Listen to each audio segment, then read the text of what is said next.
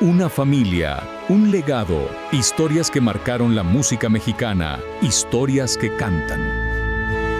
Eran finales de la década de los 50, cuando algo empezó a cambiar en silencio dentro del círculo más poderoso de la música ranchera mexicana. No hubo comunicados, no hubo escándalos públicos, pero quienes estaban cerca notaron que el ambiente ya no era el mismo.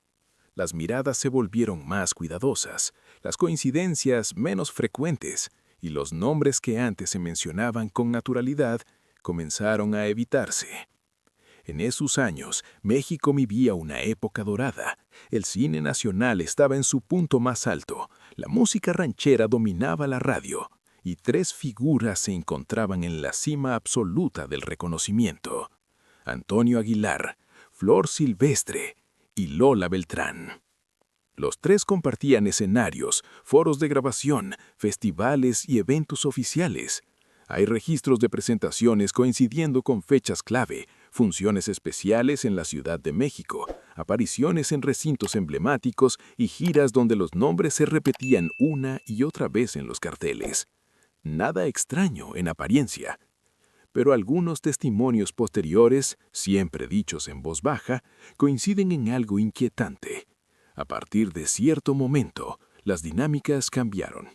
No de forma brusca, no de forma evidente. Fue más bien un distanciamiento gradual, casi imperceptible para el público, pero muy claro para quienes convivían en ese entorno. Aquí surge la primera gran pregunta que nunca se respondió de forma directa.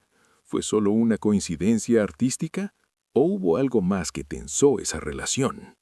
En 1958 y 1959, años clave para el cine y la música ranchera, ocurrieron varios acontecimientos que hoy llaman la atención cuando se observan con distancia.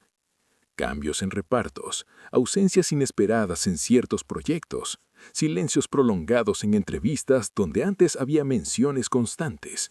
Nada que por sí solo pruebe algo, pero suficiente para sembrar dudas. Porque cuando tres figuras tan cercanas en un mismo entorno dejan de coincidir sin explicación, algo cambió. No necesariamente un conflicto abierto, a veces basta una incomodidad persistente, una situación que se prefiere no exponer. Este bloque no afirma que Lola Beltrán fuera la causa directa, pero sí plantea algo innegable. Su ascenso coincidió con un periodo en el que las dinámicas entre Flor Silvestre y Antonio Aguilar comenzaron a transformarse, y lo que ocurrió en los años siguientes reforzó aún más esa percepción. Para entender por qué esta duda comenzó a circular con tanta fuerza, hay que observar con lupa lo que ocurrió entre 1958 y 1961, un periodo clave para la música ranchera y el cine mexicano.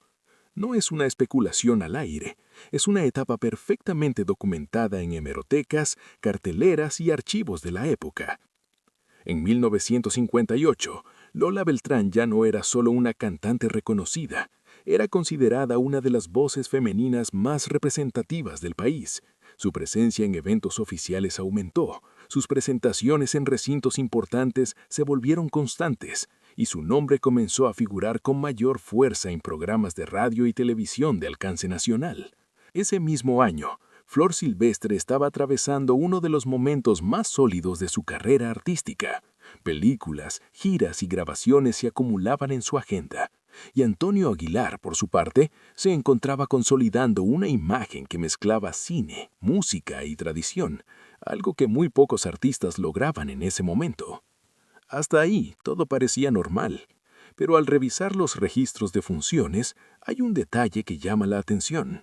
A partir de finales de 1959, comenzaron a disminuir las apariciones conjuntas en ciertos eventos donde antes coincidían con frecuencia. No desaparecieron por completo, simplemente dejaron de repetirse con la misma naturalidad. Algunos festivales en la Ciudad de México, donde los tres habían sido anunciados en años anteriores, mostraron carteles distintos. En otros casos, uno de los nombres ya no aparecía. No hubo cancelaciones públicas ni explicaciones oficiales, simplemente ajustes silenciosos. Aquí aparece el primer punto delicado. En entrevistas de la época, ciertos periodistas evitaban preguntar directamente por colaboraciones o coincidencias que antes eran tema habitual, y cuando alguna mención surgía, las respuestas eran breves, medidas, sin detalles. Nada escandaloso, pero tampoco espontáneo. Este tipo de cambios suelen pasar desapercibidos para el público general, pero para quienes siguen trayectorias, agendas y relaciones dentro de la industria son señales claras de que algo se reacomodó internamente. En 1960, durante eventos culturales y presentaciones especiales fuera de la capital, volvió a repetirse el patrón. Coincidencias indirectas, fechas cercanas, mismos recintos, pero sin compartir escenario. Como si existiera una coreografía no escrita para evitar cruces innecesarios. ¿Fue solo una decisión logística? ¿Estrategias de representantes? ¿O una forma discreta de evitar tensiones? No hay respuestas definitivas. Nadie dejó constancia explícita, pero la suma de pequeños detalles empieza a construir una pregunta legítima. Y esa pregunta no nace del morbo, sino de la observación histórica. Porque cuando figuras tan cercanas en un mismo entorno dejan de coincidir sin explicación, algo cambió. No necesariamente un conflicto abierto, a veces basta una incomodidad persistente, una situación que se prefiere no exponer. Este bloque no afirma que Lola Beltrán fuera la causa directa, pero sí plantea algo innegable. Su ascenso coincidió con un periodo en el que las dinámicas entre Flor Silvestre y Antonio Aguilar comenzaron a transformarse. Y lo que ocurrió en los años siguientes reforzó aún más esa percepción. El año 1961 aparece una y otra vez cuando se revisan archivos, crónicas y agendas de la época. No porque haya ocurrido un escándalo público, sino porque fue el año en que se alinearon varios hechos, que vistos en conjunto, resultan difíciles de ignorar. Ese año se programaron funciones especiales y galas culturales en la capital y en algunas plazas importantes del país. Eventos donde la música ranchera ocupaba un lugar central y donde, por trayectoria y popularidad, era lógico esperar la coincidencia de las grandes figuras del momento. Sin embargo, algo distinto ocurrió. En al menos 2 carteleras relevantes, registradas en prensa escrita, se observa un patrón curioso. Los nombres aparecían en ciclos alternados, nunca juntos en la misma noche, aun cuando el formato del evento permitía múltiples participaciones. No hubo comunicados oficiales explicando el criterio, simplemente se asumió como parte de la organización. Aquí surge una duda razonable. ¿Por qué, si en años anteriores compartir escenario era habitual, ahora se evitaba esa coincidencia? La respuesta nunca se dio, pero el cambio fue real. En ese mismo periodo, Lola Beltrán intensificó su presencia en actos institucionales y presentaciones de alto perfil. Su nombre empezó a asociarse con eventos que marcaban agenda cultural. Nada fuera de lo normal para un artista en ascenso, salvo por el momento en que ocurrió. Porque ese ascenso coincidió con una etapa en la que Flor Silvestre redujo ciertas apariciones públicas específicas, sin que eso implicara un retiro ni una baja en su carrera. Simplemente eligió otros espacios, otros ritmos. Una decisión válida, pero llamativa dentro del contexto. Al mismo tiempo, Antonio Aguilar comenzó a enfocarse con mayor fuerza en producciones que lo alejaban temporalmente de algunos circuitos donde antes coincidía con ambos nombres.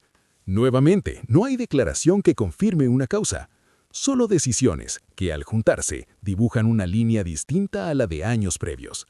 Este bloque es importante porque introduce el primer punto donde la cronología empieza a pesar más que las versiones. No se trata de rumores sin base, sino de hechos verificables. Fechas, lugares, carteles, agendas que cambiaron. Nada de esto prueba un conflicto directo, pero sí demuestra que algo se reacomodó en ese triángulo artístico. Y cuando un reacomodo ocurre sin explicación pública, el silencio se vuelve parte de la historia. Algunos periodistas de la época, en columnas que hoy pasan desapercibidas, mencionaron de forma vaga ajustes internos o decisiones de producción. Frases genéricas que dicen mucho precisamente por lo poco que explican. Aquí, el espectador empieza a notar algo clave. No fue un solo hecho, fue una secuencia. Y las secuencias, cuando se repiten, dejan de ser coincidencia. Lo que ocurrió después de 1961 reforzó aún más esa percepción. Porque los silencios se hicieron más largos y las coincidencias más raras. Si algo caracteriza a las historias que nunca se aclaran por completo, es la forma en que se esquivan. no con mentiras directas, sino con silencios bien colocados. Y a partir de 1962, esos silencios empezaron a notarse con mayor claridad en entrevistas, ruedas de prensa y apariciones públicas. Hay registros hemerográficos donde los periodistas preguntaban por colaboraciones pasadas, por coincidencias en escenarios o por proyectos conjuntos que parecían naturales dada la trayectoria de los involucrados. Las respuestas, sin embargo, eran breves, educadas y cuidadosamente neutras. No había tensión visible, pero tampoco entusiasmo. En entrevistas donde antes se mencionaban nombres con soltura, de pronto aparecían frases genéricas. Gran artista, mucho respeto, cada quien en su camino. Respuestas correctas, sí, pero notablemente distintas a las de años anteriores, cuando el reconocimiento mutuo se expresaba con mayor cercanía. Aquí surge una ausencia específica que muchos recuerdan. En un evento cultural de alto perfil, ampliamente cubierto por la prensa, se esperaba la presencia de varias figuras de la música ranchera que habían participado en ediciones previas. La programación se llevó a cabo, el evento fue exitoso, pero uno de los nombres que se daba por hecho no apareció. No hubo anuncio de cancelación, no hubo explicación posterior, simplemente la ausencia ocurrió. Y aunque Noevie la calificó como escándalo, algunos cronistas la señalaron como llamativa dentro de sus reseñas. No más que eso, pero tampoco menos. Este tipo de situaciones alimenta preguntas sin necesidad de afirmaciones, porque cuando una ausencia se repite o coincide con otras decisiones similares, deja de ser un detalle aislado, se convierte en patrón. Durante esos mismos años, las agendas artísticas siguieron su curso. Carreras sólidas, proyectos exitosos. Nada que indique una ruptura profesional abierta, pero sí una distancia mantenida con constancia. Algo que en entornos tan reducidos como el artístico resulta difícil de sostener sin una razón. Aquí es importante subrayar algo. No existe prueba de un enfrentamiento directo. No hay declaraciones públicas que hablen de celos, discusiones o desacuerdos personales. Pero la historia también se construye con lo que no se dice, con lo que se evita, con lo que se reacomoda sin explicarlo. Este bloque refuerza la idea central del video. No se trata de un conflicto confirmado, sino de una suma de señales. Señales que vistas con perspectiva despiertan una duda, legítima, sobre el papel que pudo haber jugado Lola Beltrán dentro de una dinámica ya compleja. Y lo que ocurrió en los años posteriores, lejos de aclarar el panorama, lo volvió todavía más intrigante.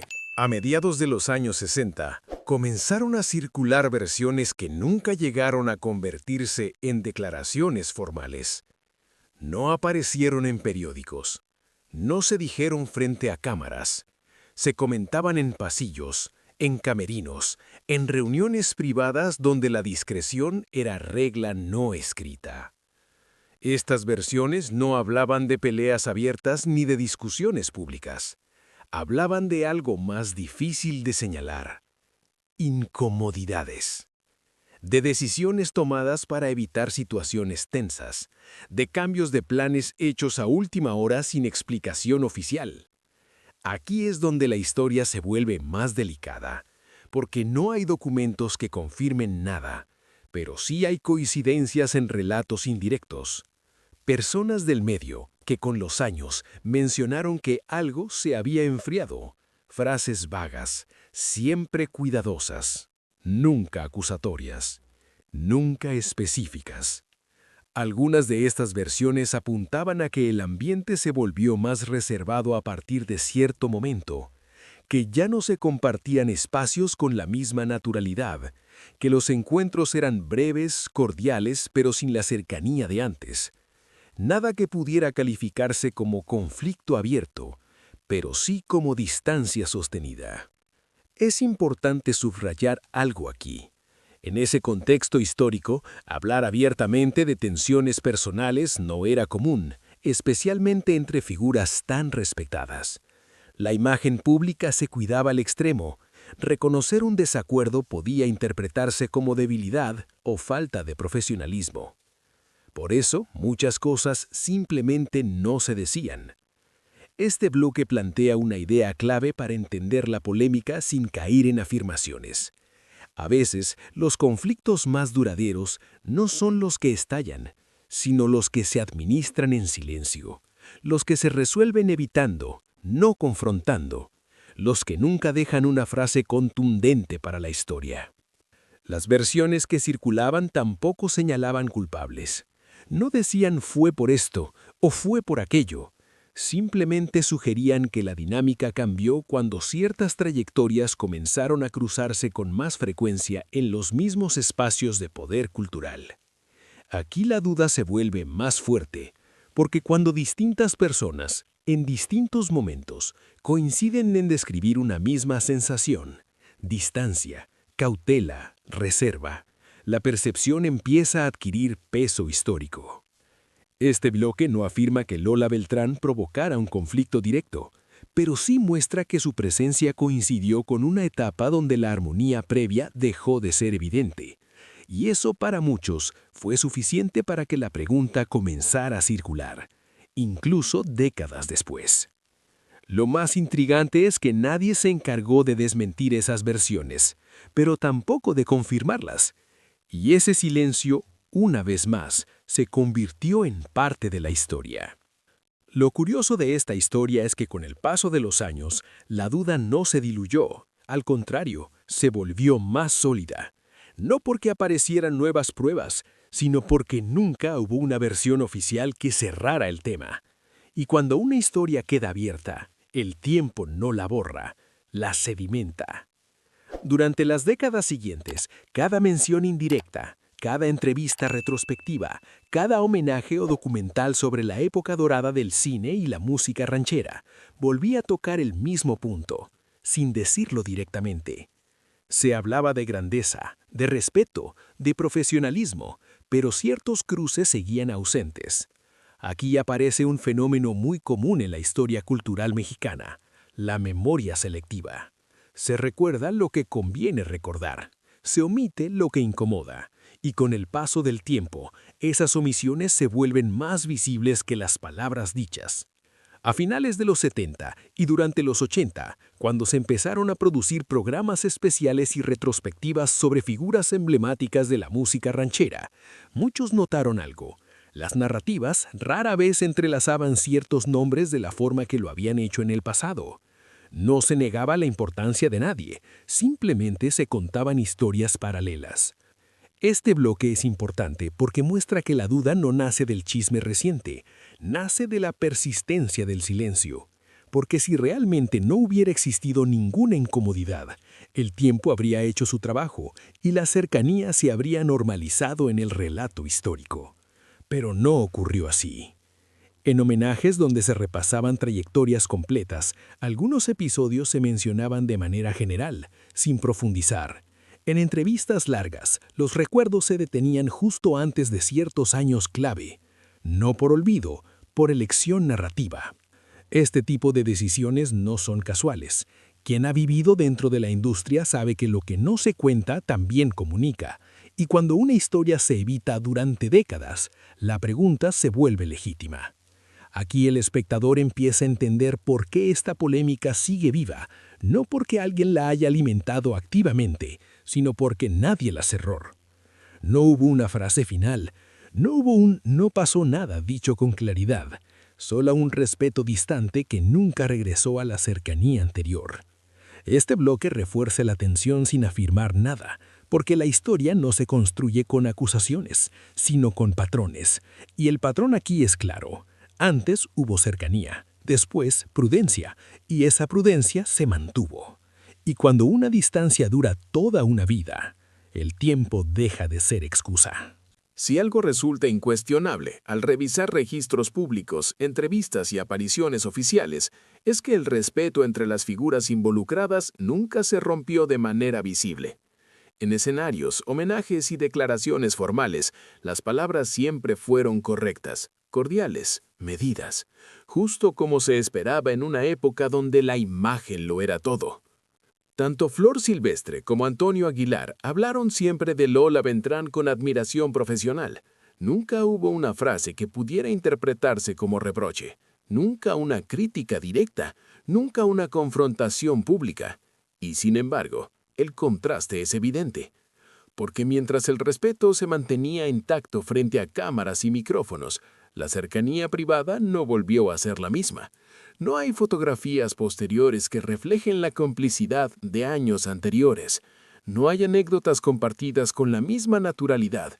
No hay referencias cruzadas en entrevistas largas donde se repasaban trayectorias completas. Este bloque es clave para enganchar a la audiencia madura, porque conecta con algo profundamente humano. No todos los conflictos se gritan. Algunos se administran con educación, con distancia, con silencios cuidadosamente sostenidos durante décadas. Aquí surge una pregunta poderosa. ¿Puede existir un respeto auténtico junto a una distancia permanente? La respuesta es sí, y precisamente por eso el misterio se vuelve más creíble. En varias ocasiones, cuando se abordaban retrospectivas del cine y la música ranchera, los relatos se organizaban de manera paralela.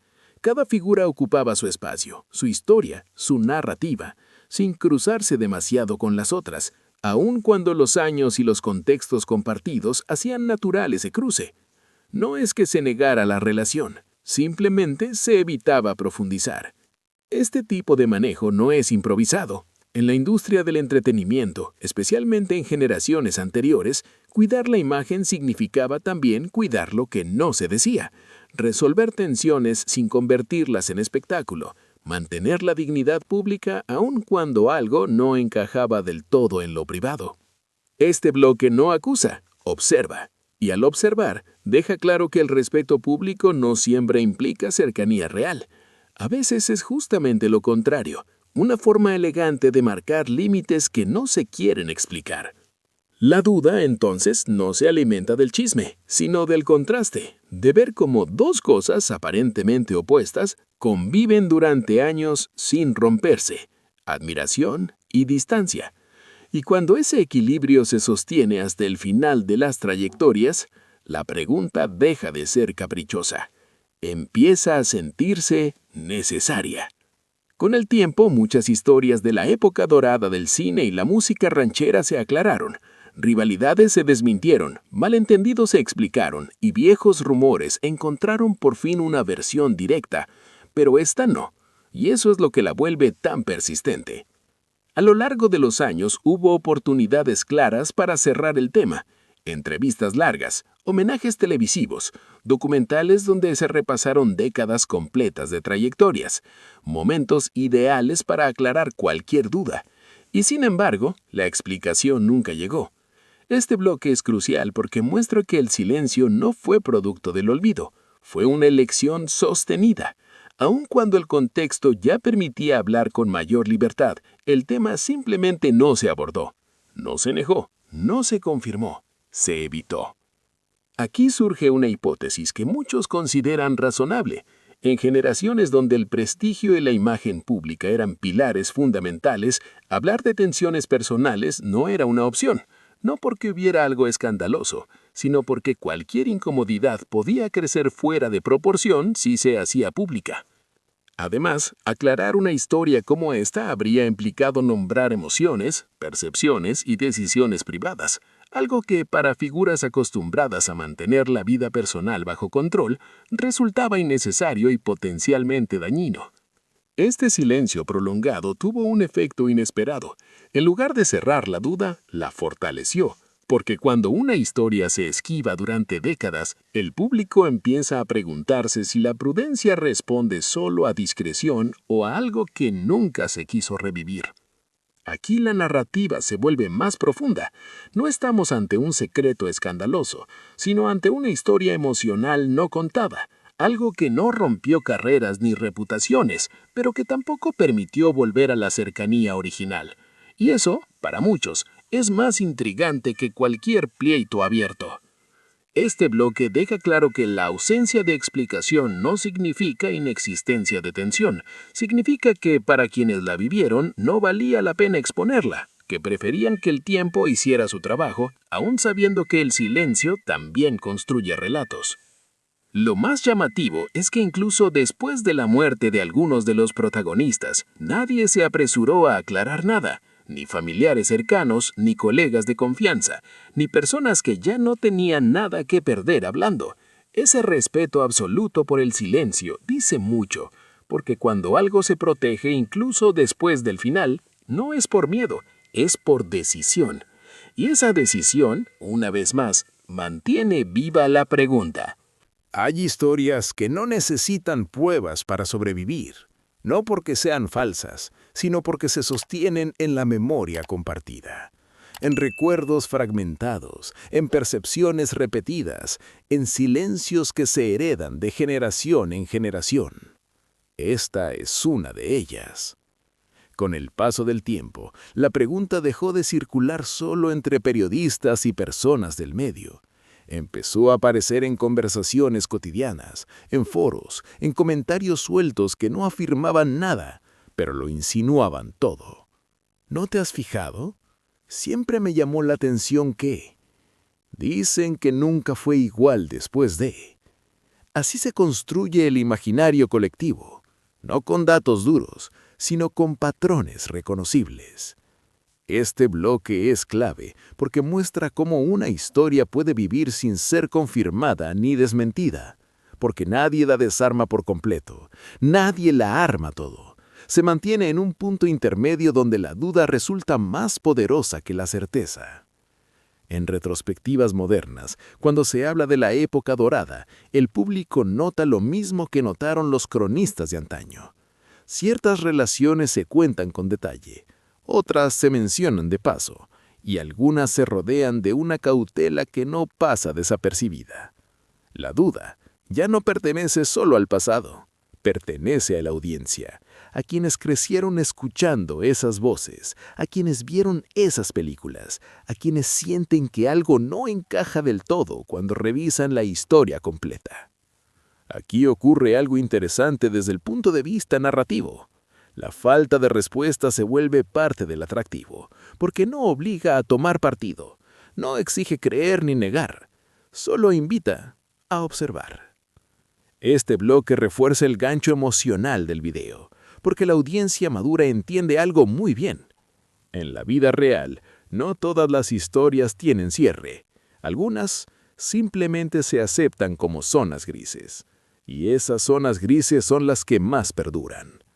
El imaginario colectivo no acusa a nadie, tampoco absuelve. Solo recuerda que hubo un antes y un después, que algo cambió, que la armonía inicial no regresó y que pese a todo, el respeto se mantuvo hasta el final. Esa combinación, cambio sin explicación, respeto sin cercanía, es lo que mantiene viva la conversación décadas después. Y mientras no exista una versión definitiva, la historia seguirá contándose. Para entender por qué esta historia nunca tuvo una aclaración directa, hay que mirar más allá de los nombres y observar la época. La generación a la que pertenecían estas figuras fue formada bajo códigos muy distintos a los actuales. Códigos donde la imagen pública no solo era importante, era sagrada. En ese contexto, los conflictos personales no se ventilaban, no se discutían en entrevistas, no se aclaraban frente al público, se resolvían o se administraban en privado. Y cuando no podían resolverse, se cubrían con una capa de profesionalismo absoluto. Este bloque es fundamental porque explica algo que muchas audiencias jóvenes no siempre perciben, pero que el público mayor reconoce de inmediato. Antes, el silencio era una forma de respeto. No hablar de algo no significaba ocultarlo por culpa, sino protegerlo por dignidad.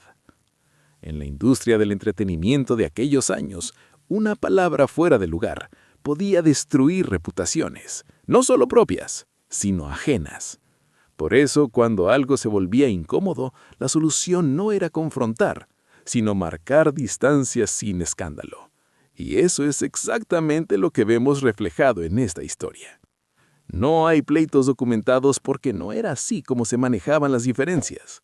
No hay declaraciones cruzadas porque eso habría sido considerado de mal gusto.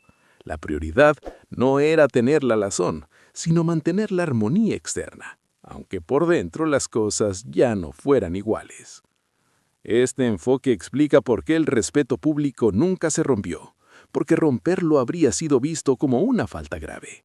Pero también explica por qué la cercanía no regresó, porque algunas distancias, una vez marcadas, se vuelven permanentes. Aquí el espectador entiende que no estamos ante una historia de buenos y malos. Estamos ante una historia de personas que eligieron callar, que prefirieron cargar con una incomodidad silenciosa antes de convertirla en un problema público. Este bloque conecta emocionalmente con la audiencia mayor, porque muchos crecieron en entornos donde las cosas no se decían, se entendían, donde el silencio no era vacío, sino mensaje. Y ese mensaje, aunque nunca se verbalizó, quedó claro con los años. Lo que mantiene viva esta historia no es la polémica en sí, sino la ausencia de una respuesta definitiva. En una época donde casi todo termina explicado, documentado o reinterpretado, esta duda permanece intacta. Y eso la vuelve poderosa. Hoy, cuando se revisa la historia con distancia, la pregunta no busca culpables, busca sentido. Busca entender por qué una cercanía evidente se transformó en una relación correcta, respetuosa, pero lejana. ¿Y por qué nadie sintió la necesidad de explicarlo? Este bloque es importante porque conecta el pasado con el presente. Las nuevas generaciones acostumbradas a la transparencia inmediata se enfrentan a una narrativa donde el silencio fue la respuesta, y ese contraste genera incomodidad, curiosidad y, sobre todo, conversación. La historia sigue vigente porque toca un tema universal: las relaciones humanas que cambian sin explicación. Amistades que se enfrían, vínculos que se transforman sin una discusión final. Situaciones donde nadie hizo algo malo, pero algo dejó de encajar. En ese sentido, esta no es solo una historia del espectáculo, es una historia profundamente humana. Además, hay algo más. Mientras muchas polémicas se desinflan cuando se exageran, esta se mantiene precisamente porque nunca se exageró nunca. No hubo declaraciones incendiarias, no hubo versiones contradictorias, solo hechos observables y silencios constantes. Ese equilibrio es lo que hace que, décadas después, la pregunta siga apareciendo, no como acusación, sino como inquietud, como una espina histórica que nunca se retiró porque nunca dolió lo suficiente como para exigir explicación. Pero tampoco dejó de sentirse. Este bloque refuerza la retención porque el espectador entiende que no habrá un giro escandaloso de último momento. Lo que hay es algo más sutil y duradero. Una historia que se sostiene por coherencia, no por ruido. Y justo cuando parece que todo está dicho, queda una última reflexión. Porque entender esta historia no consiste en saber qué pasó, sino en aceptar que hay cosas que por decisión propia no se cuentan. Tal vez nunca sepamos si Lola Beltrán fue o no el punto de quiebre entre Flor Silvestre y Antonio Aguilar. Y quizá esa sea la respuesta más honesta que esta historia puede ofrecer. Porque lo que sí sabemos es esto: hubo un antes y un después. Hubo cercanía y luego hubo distancia. Hubo admiración pública sostenidas del final, pero también una prudencia que nunca se explicó. Y eso no es poca cosa. La historia oficial nos habla de trayectorias brillantes, de carreras impecables, de respeto mutuo. Y todo eso es cierto, pero la historia que vive entre líneas, la que se percibe más de lo que se lee, nos recuerda que aún las leyendas son humanas, que aún los íconos cargan silencios. Este no es un relato de traiciones ni de enemistades. Es un relato de decisiones, de límites no declarados, de emociones que, por dignidad o por época, no se pusieron en palabras. Y justamente por eso el misterio perdura. Tal vez nunca hubo un conflicto directo.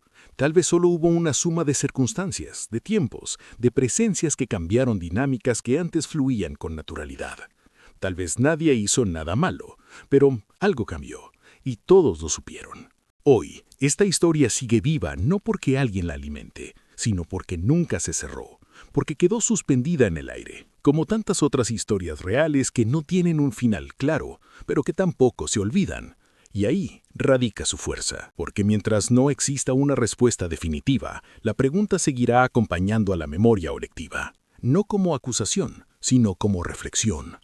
Y tal vez, al final, esa sea la verdadera lección, que hay historias que no se cuentan para resolverse, sino para recordarnos que el silencio también forma parte de la verdad. No olvides suscribirte, darle me gusta y activar la campanita para no perderte estas historias que casi nunca se cuentan.